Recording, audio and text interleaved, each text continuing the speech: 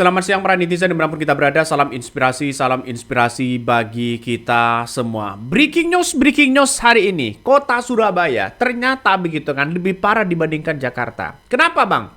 Ya karena ya kabarnya begitu kan ya. Masa sekarang ini begitu, masa demo aksi ini begitu kan ya. Kabarnya sudah membakar gedung Negara Gerahadi ya. Aksi demo di Surabaya ini makin tidak terkendalikan. Mengapa saya katakan melebihi dari Jakarta? Karena pada hakikatnya begitu kan ya. Masa aksi yang begitu wow tidak bisa terkendali lagi begitu. Bisa membakar gedung Gerahadi ya, gedung Negara Gerahadi begitu kan. Bayangkan. Jadi saya kira ini langkah di mana para pendemo, para aksi dan massa begitu ada benar-benar kekecewaan yang sangat luar biasa.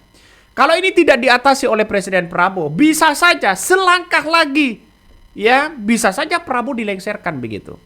Jangan-jangan ini yang bermain adalah para oligarki, para koruptor yang bermain di sini. Karena mungkin Pak Prabowo ingin mengungkapkan kasus itu begitu kan ya. Bisa saja. Karena ini tidak bisa dikendalikan lagi masyarakat begitu di mana-mana. Mulai dari anggota DPR dari Sahroni, dari Uya Kuya, dari Eko Patrio begitu kan ya. Dan masih banyak yang lainnya begitu kan. Yang seolah-olah ya terkesan menantang rakyat sehingga kekecewaan itu muncul begitu. Dan sekarang di Surabaya begitu kan ya. Masa bakar gedung Negara Gerahadi. Nah, ini artinya secara tidak langsung bahwa masyarakat Jawa Timur ada kekecewaan juga begitu kan ya. Karena apa? Karena kita lihat saja bahwa negara kita saat ini begitu kan ya. Masyarakat saat ini mulai agak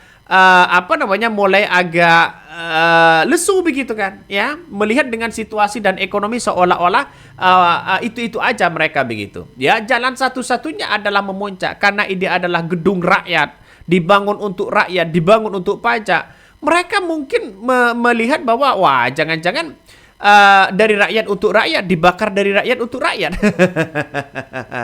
Ini secara tidak langsung ini kan ngeri-ngeri sedap begitu kan ya. Saya awalnya menduga demo di 25 kemarin begitu kan ya. Karena demo damai biasa begitu kan. Kenapa di tanggal 28 ya, yang saya catat di sini begitu kan ya.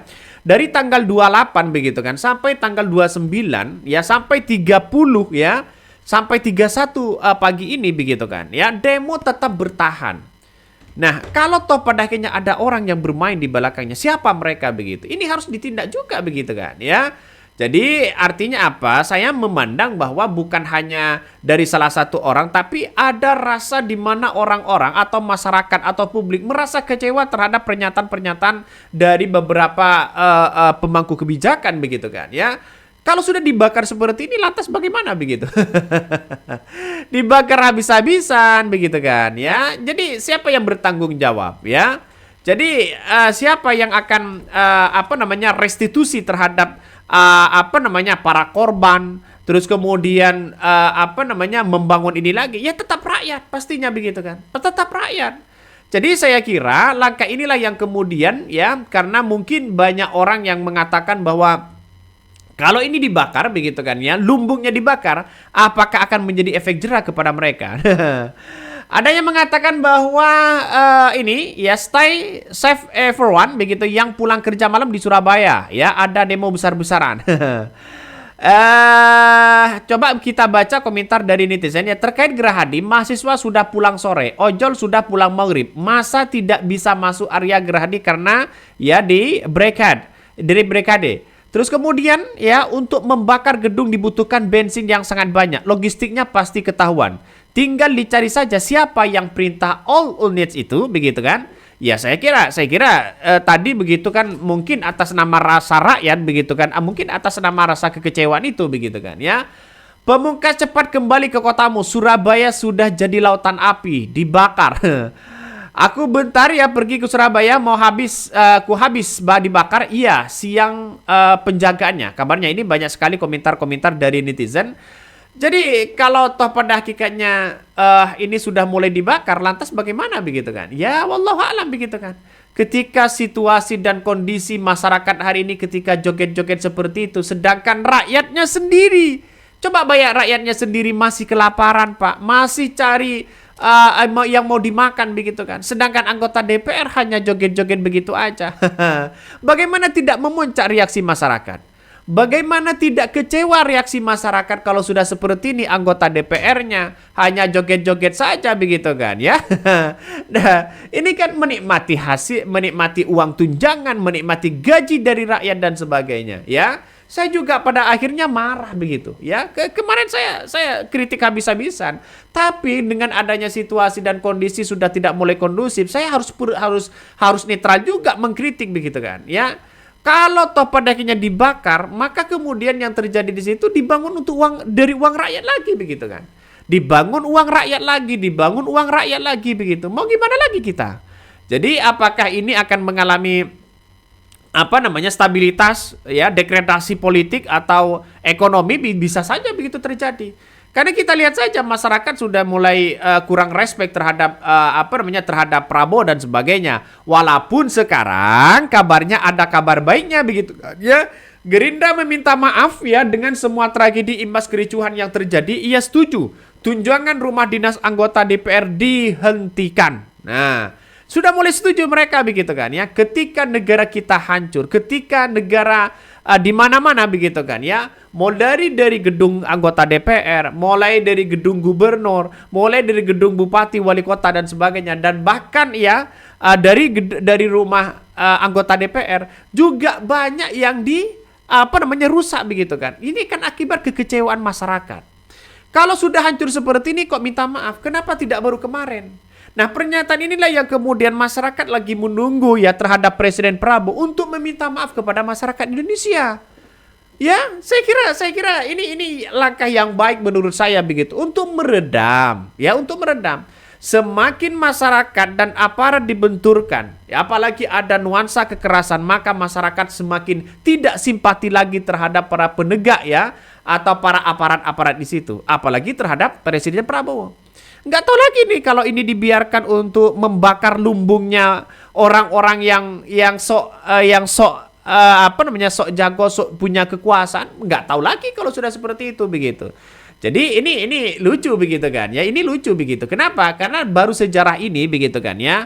Di era Jokowi 10 tahun senyap mereka begitu. Dan sekarang ya mulai akan muncul. Makanya yang saya katakan tadi, jangan-jangan Prabowo ingin menunjukkan bahwa kalau ini tidak diberikan satu peringatan, maka kemudian bisa saja satu sisi begitu kan ya, maka ini mungkin akan rakyatnya sendiri yang kemudian melakukan tindakan, tapi bukan dari Presiden Prabowo sendiri begitu kan ya. Jadi artinya apa? Artinya bahwa masyarakat sudah mulai kelihatan begitu kan ya. Biarkanlah rakyat dan segalanya otoritas dipasrahkan kepada rakyat. Mungkin seperti itu begitu. Ya, karena kita ini melihat bahwa situasi sudah tidak mulai kondusif begitu kan. Jadi saya kira ini adalah akibat kekecewaan. Jangan sampai begitu lagi begitu ya. Ini sebagai pembelajaran kepada Presiden Prabowo ya. Mungkin ya satu saat nanti mungkin karena dengan adanya situasi seperti ini mungkin ada orang-orang yang kemudian mengatakan ya lengserkan Prabowo atau apa begitu kan. Pasti ini nanti yang bertepuk tangan adalah geng Solo. Karena apa? Karena kalau Prabowo ini dilengserkan, jelas kita itu dipimpin oleh Gibran. Siapa begitu negara sekuat ini, negara sebanyak ini mau dipimpin oleh Gibran? Goyah, bos. Kecuali bagi-bagi jabatan. Bagi jabatan sana sini, bagi jabatan sana sini begitu kan ya. Seperti bapaknya dulu begitu kan.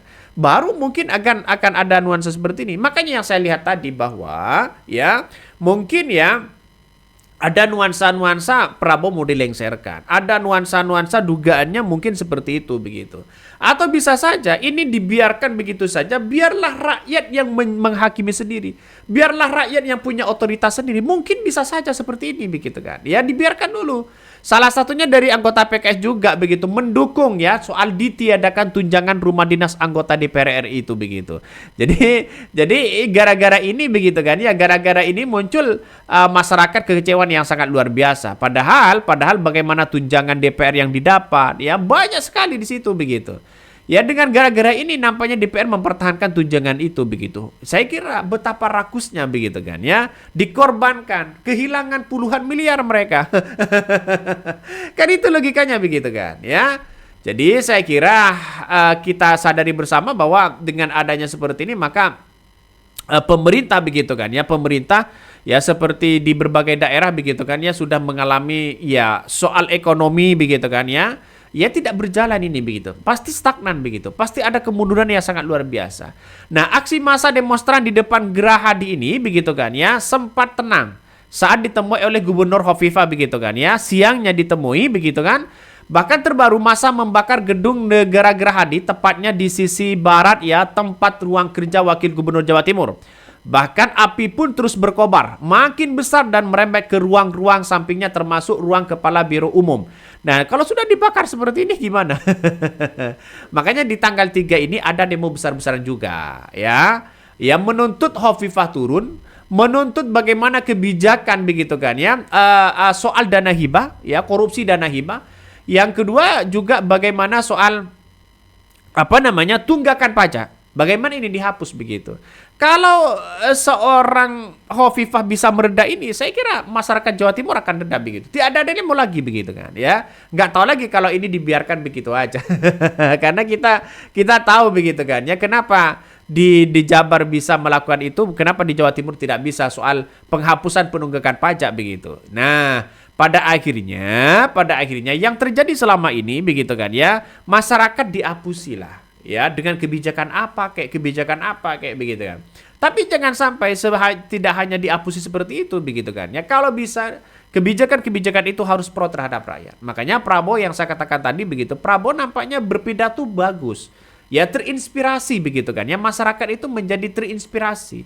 Tapi satu sisi praktek di lapangan kadang berbeda jauh begitu kan. Ya, soal angka kemiskinan, soal makan gratis bergizi begitu kan. Itu anggarannya begitu fantastis di situ begitu. Berapa triliun mereka yang dikucurkan kepada rakyat begitu kan ya. Kenapa tidak ditambah pendidikan gratis ya? Bagaimana beasiswa dan sebagainya. Karena ini pendidikan ini kan sebagai investasi besar begitu ya. Jadi agak-agak gimana begitu kan. Dan pada akhirnya siapa yang mesti disalahkan begitu. Oke, mungkin itu yang kami sampaikan. Tonton terus di channel Hodari Podcast Rakyat ini. Jangan lupa di subscribe.